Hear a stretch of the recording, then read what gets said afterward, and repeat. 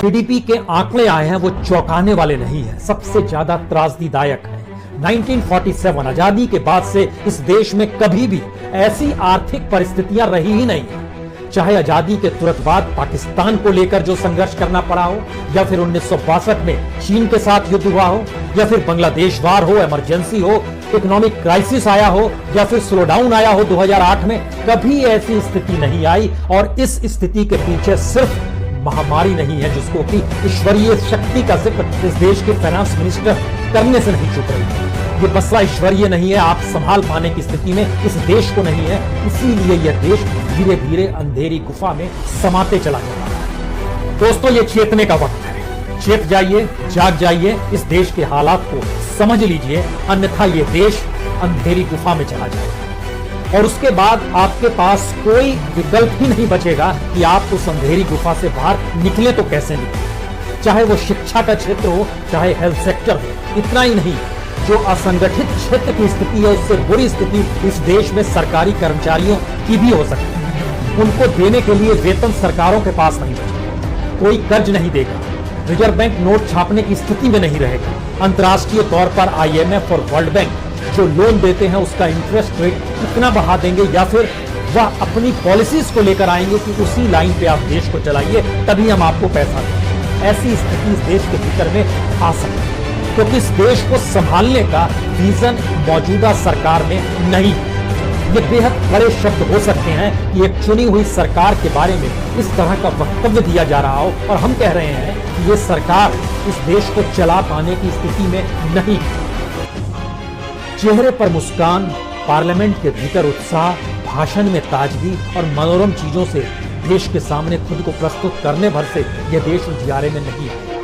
GDP के आंकड़े जो एनएसएन अभी तुरंत जारी किए हैं वो बताते हैं कि हमारी जीडीपी जो है 23.9% नेगेटिव में चली गई है। यानी ये श्रिंक जो हुआ है जीडीपी का, वह आजादी के बाद से पहली बार हुआ है। जीडीपी का मतलब जो आप समझना चाहते हैं उसको इस रूप में भी समझ लीजिए कि पूरे साल जो भी आप सामान और जो भी सर्विस, उसकी जो पूरी वैल्यू होती है उसको जीडीपी में एनालिसिस किया जाता है। जैसे कोई बच्चा परीक्षा देता है तो उसकी जब मार्कशीट आती है तो पता चलता है कि वो किस सब्जेक्ट में कमजोर है। और इस क्वार्टर की यानी अप्रैल, मई, जून लॉकडाउन के वक्त की जीडीपी ने बताया है कि हम किसी भी सेक्टर में पॉजिटिव नहीं है। कहीं पॉजिटिव है तो वह एग्रीकल्चर सेक्टर में, जिसमें किसानों के लिए इस देश ने कभी कोई काम किया ही नहीं। इस देश में किसानों के लिए इंफ्रास्ट्रक्चर, सिंचाई से लेकर बीज से लेकर खाद से लेकर बिजली तक सिर्फ 27% को यह सुविधा है। बाकी किसानों ने अपने आप खुद को खड़ा किया है। वह 3.5% ग्रोथ के साथ है, लेकिन बाकी सारे सेक्टर नेगेटिव में है। और -23.9% जीडीपी अगर इन 3 सेक्टर में है, इस 3 महीने के भीतर में है, तो हमको लगता है कुछ आपको अतीत में ले चलें, जिसके बाद आप समझ पाए कि क्यों यह सरकार विजनलेस है, वो संभाल पाने की स्थिति में नहीं है। और लॉकडाउन से ठीक पहले की स्थिति या लगातार जो डाउनफॉल हो रहा है इस सरकार का इकोनॉमी को संभालने के लिए, कैसे क्राइसिस में इस देश को ले आकर उसने खड़ा कर दिया है हर सेक्टर के लिहाज से। समझिए, आज जिस जीडीपी का पहले 3 महीने जो फर्स्ट क्वार्टर जिसको कहते हैं 2020-21 का जो फाइनेंशियल ईयर में अप्रैल, मई, जून में industry sector -38.1%, service sector -20.6%, manufacturing sector -39.8%, trade hotel -47%। कल्पना के परे यह स्थिति इस देश के भीतर में आ गई। हमको लगता है कि आज आपको आजादी के समय से ही ले जाए। सबसे पहले माइनस में हम लोग गए थे 1957-58 जब इस देश के भीतर में दूसरा लोकसभा चुनाव हो रहा था। उस समय हम लोग चले गए थे -1.2%। ये जीडीपी की नेगेटिविटी थी 1957 में। उसके बाद 65 में आइएगा तो -2.6।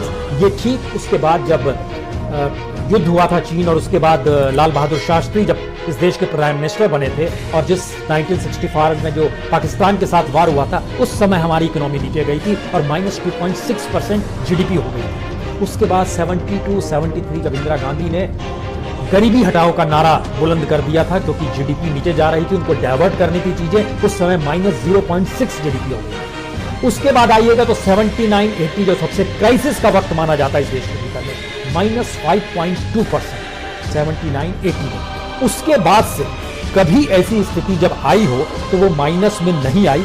1991 में जब इस देश में इकोनॉमिक रिफॉर्म हो रहा था उस समय 1.4% जीडीपी थी, जो सबसे लोएस्ट थी। और उस समय भी आईएमएफ और वर्ल्ड बैंक ने जो लोन दिया था, उस समय पीवी नरसिम्हा राव थे और मनमोहन सिंह उस समय फाइनेंस मिनिस्टर थे, और उन्होंने इकोनॉमी को पटरी पर लाने के लिए जो काम शुरू किया, उसके बाद से कभी नेगेटिव में हम लोग नहीं आए।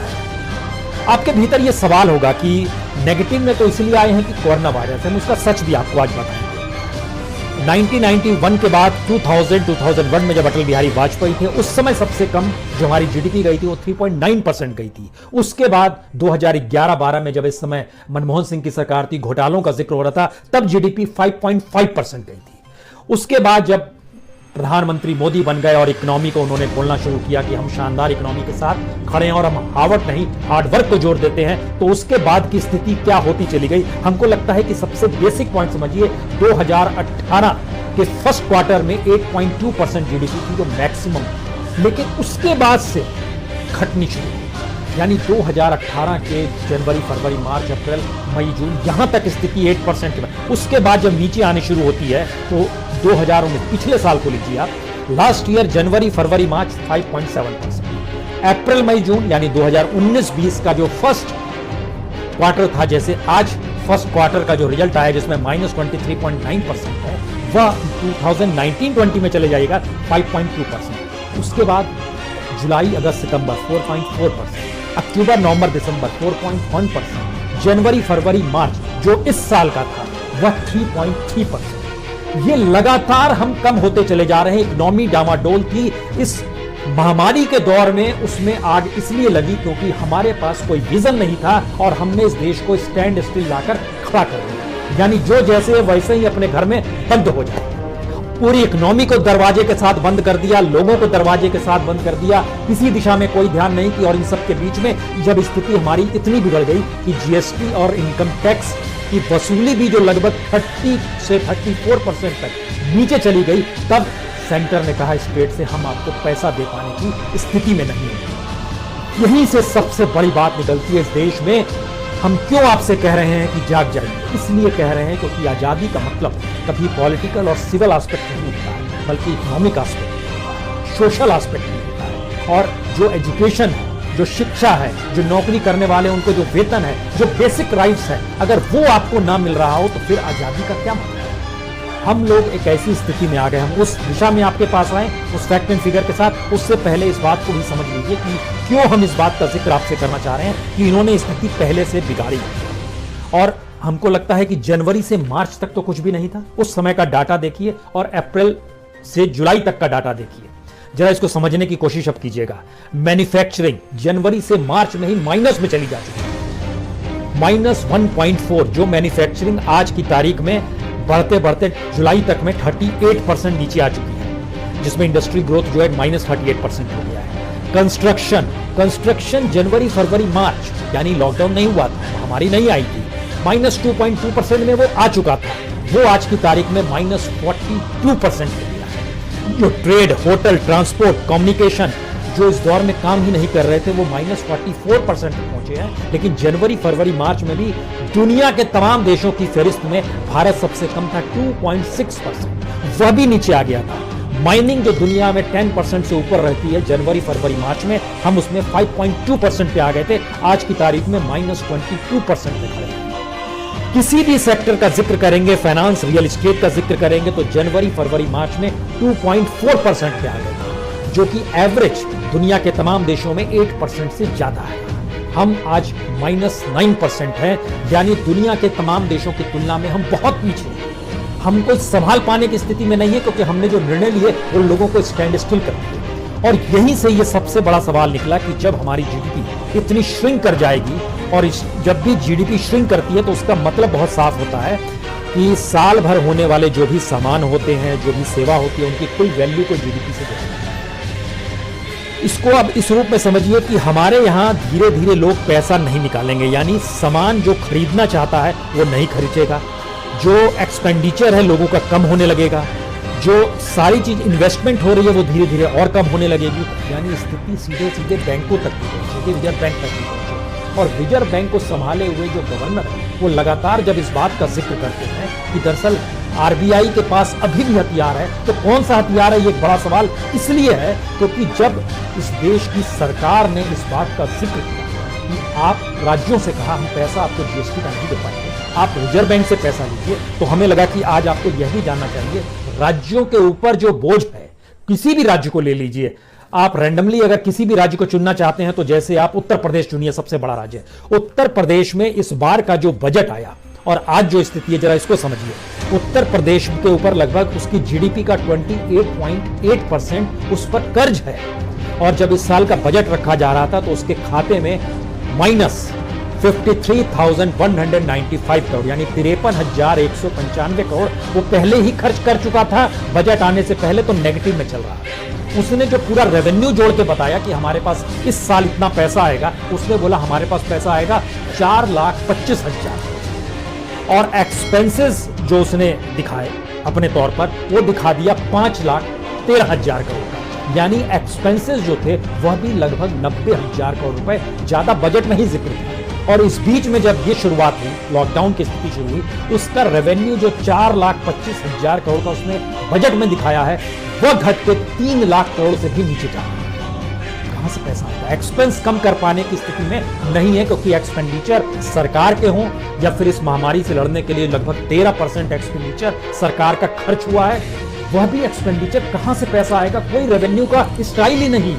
इसीलिए सरकार को लेकर आपको सोचना होगा क्या करना है, क्योंकि ये अंधेरी गुफा में आपको ले जा चुके हैं, आपको उससे बाहर निकलना है। इसके बाद देखिए बिहार में लगभग 30% कर्ज है जीडीपी का। बिहार की जीडीपी जो होगी उसका 30% वो कर्ज में डूबी हुई है, और इस बार जब बजट रखा गया तो 20,374 करोड़ रुपए माइनस थे उसके पास, नेगेटिव, और उसने अपना रेवेन्यू दिखलाया कि हम 1,84,000 करोड़ रुपए हम रेवेन्यू लेकर आएंगे, लेकिन एक्सपेंडिचर जब दिखाया तो उसमें था कि 2,11,000 करोड़ रुपए एक्सपेंडिचर हो जाएगा, यानी फिर नेगेटिव में आप चले जाएंगे। यानी वित्तीय घाटा लगातार बढ़ रहा है। वित्तीय घाटे के बोझ तले राज्य को खोखले हो जाएंगे, कंगाल हो जाएंगे। हमको लगता है एक और राज्य आपको लेना चाहिए, खासतौर से महाराष्ट्र को लीजिए। महाराष्ट्र की स्थिति में लगभग 16% उसके ऊपर कर्ज है, उसकी अपनी जीडीपी जो सबसे बड़ी जीडीपी देश के अन्य राज्यों के मुकाबले में है, उसके ऊपर जो बजट बैलेंस आया वो माइनस में लगभग 54,618 54,618 करोड़ माइनस पैसा था, यानी वो पहले खर्चा हो चुका है। उसके बाद इन्होंने अपना रेवेन्यू दिखलाया 3,49,000 करोड़, और जो एक्सपेंसेस दिखाए वो 4,34,000 करोड़। जितना आ रहा है उससे ज्यादा खर्च करने की स्थिति में ये बजट नहीं आ रहा है, वित्तीय घाटा बढ़ रहा है। इस दौर में हर साल ये होता था, इससे इनकार नहीं है, लेकिन इस बार रेवेन्यू जो था उस रेवेन्यू में ही बड़ी तादाद में पैसे की कमी आ गई, और जो रेवेन्यू आ भी रहा था छूट उसको सेंटर ने कहा हम जीएसटी देने की स्थिति में नहीं। ये कल्पना के परे है। इसके बाद क्या स्थिति इस देश के भीतर के राज्यों की बनने वाली है। हमको लगता है पंजाब राज्य भी ले लीजिए, आपके दिमाग में होगा कि एग्रीकल्चर स्टेट है। पंजाब के ऊपर तो सबसे ज्यादा 38% उस पर कर्ज है, और उसने जो अपना बजट बैलेंस दिखाया उसमें 18,828 करोड़ नेगेटिव थे। रेवेन्यू जो उसने दिखाया बजट में वो बताया कि हम लगभग 88,000 करोड़ रुपए रेवेन्यू से कमा लेंगे, खर्च करेंगे 1.55 लाख करोड़। डबल आप खर्च कर रहे हैं, उसमें इस नेगेटिव को भी जोड़ रहे हैं, यानी बढ़ते जा रहा है। यानी अगर सब कुछ सामान्य भी होता तो भी पंजाब का बजट जो है आने वाले वक्त में, उसके बाद जब 2021 का बजट रखा जाता तो 18,000 करोड़ से बढ़कर तो लगभग 60,000 करोड़ रुपए माइनस हो गया होता। कल्पना के पानी आपको और बुर को देनी थी, ये कमाल की स्थिति है। ईएमआई में आपको अब इंटरेस्ट के साथ देना है, यानी इतने दिन हम लोग स्टैंड स्टिल की स्थिति में थे, जो ईएमआई चुकानी होगी उसमें हमको पैसा देना है।